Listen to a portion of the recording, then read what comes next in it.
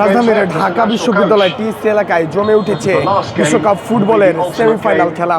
যেমনটি দেখানোর চেষ্টা করছি, ফ্রান্স বনাম স্পেনের যে সেমিফাইনাল খেলা অনুষ্ঠিত হচ্ছে, সেই খেলাকে কেন্দ্র করে রাজধানীর ঢাকা বিশ্ববিদ্যালয়ের টিএসসি এলাকায় যে পায়রা চত্বর রয়েছে, পায়রা চত্বরে ভক্তদের উপচে পড়া ভিড় আমরা লক্ষ্য করছি।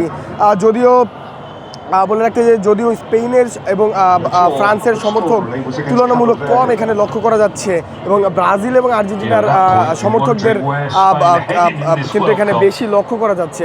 আমরা দেখছি স্পেন যখন ফ্রান্সের ডিবক্সের ভেতরে বল নিয়ে ঢুকে পড়ছে অথবা আক্রমণে যাচ্ছে, তখনই আর্জেন্টাইন সমর্থক যারা রয়েছেন তারা কিন্তু উল্লাস করছেন। অপরদিকে আমরা দেখছি ফ্রান্স যখন স্পেনের ডিবক্সের ভেতরে বল নিয়ে ঢুকে যাচ্ছেন, আক্রমণে যাচ্ছেন কিংবা কাউন্টার অ্যাটাক খেলছেন, ঠিক তখনই এখানে ভক্ত যারা রয়েছে অন্যান্য দলের তারা কিন্তু এখানে উল্লাস করছেন।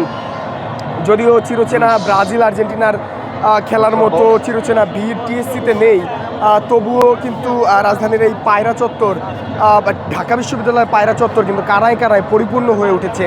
আমরা দেখছি অধীর আগ্রহে কিন্তু ভক্ত যারা রয়েছেন ধৈর্য নিয়ে বিশ্বকাপ ওয়ার্ল্ড কাপের যে সেমিফাইনাল ম্যাচ সেটি কিন্তু তারা দেখছেন। দর্শক, এই মুহূর্তে স্পেন ফ্রান্স তারা কিন্তু কাউন্টার অ্যাটাকে গিয়েছেন, এবং আমরা দেখছি ভক্ত যারা রয়েছে ফুটবল ভক্ত তাদের মধ্যে কিন্তু বেশ উন্মাদনা লক্ষ্য করা যাচ্ছে। একটু বলে রাখতে চাই, অনেক স্পেন এবং ফ্রান্সের ভক্তদের কিন্তু আমরা দেখেছি, বিশেষ করে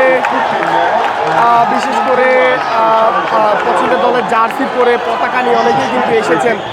এই মুহূর্তে ফ্রান্সের ডিবক্সের বাইরে একটি ফাউল কিন্তু হয়েছে, এবং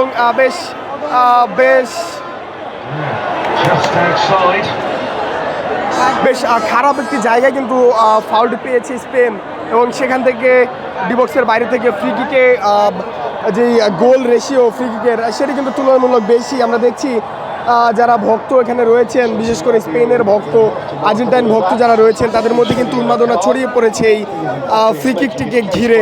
আমরা দেখছি যেই অ্যাডেন র্যাবিয়ট রয়েছে ফ্রান্সের, তিনি কিন্তু এই সেন্টার ব্যাক, তিনি কিন্তু এই ফাউলটি করেছেন, এবং স্পেন কিন্তু খুব গুরুত্বপূর্ণ স্থানে এই ফ্রি কিকটি পেয়েছেন, এবং সেখান থেকে গোল করার যে সম্ভাবনা সেটি কিন্তু খুব বেশি বলা চলে।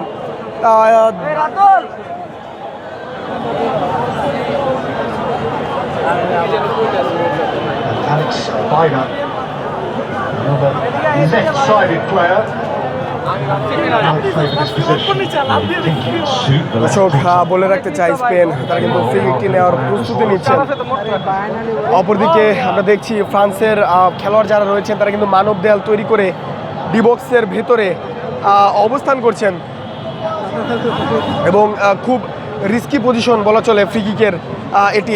এখান থেকে গোল হওয়ার যে সম্ভাবনা সেটা কিন্তু খুব বেশি, এবং বিশ্বকাপের সেমিফাইনালের এই মুহূর্তে 9 মিনিটের খেলা কিন্তু চলছে। এখন পর্যন্ত স্কোর লাইন যদি বলি 0-0, তবে বেশ কয়েকটি অ্যাটাক কিন্তু আমরা দেখেছি দুই পক্ষ থেকেই।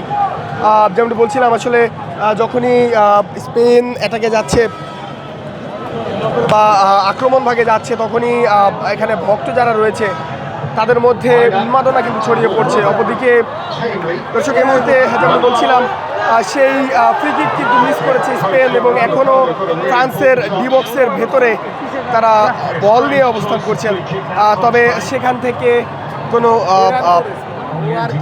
ফলপ্রসূ ফল কিন্তু তারা তৈরি করতে পারেননি। যেমনটি বলছিলাম 10 মিনিটের খেলা কিন্তু অতিক্রম হয়েছে, এখন পর্যন্ত স্কোর লাইন যেমনটি বলছিলাম 0-0 কিন্তু রয়েছে, তবে বেশ উত্তেজনাপর খেলা কিন্তু চলছে। আমরা দেখছি সুযোগ পেলেই ফ্রান্স এবং স্পেন তারা কিন্তু অপোনেন্টের যেই ডিবক্স রয়েছে সেখানে বল নিয়ে ঢুকে পড়ছেন, এবং সেখান থেকে বিগ চান্স কিন্তু ক্রিয়েট করছেন। দর্শক, এই ছিল আমার থেকে রাজধানীর ঢাকা বিশ্ববিদ্যালয়ে যে পায়রা চত্বরে ফুটবল বিশ্বকাপের যে সেমিফাইনাল খেলায় ভক্তদের যে উন্মাদনা তার সর্বশেষ।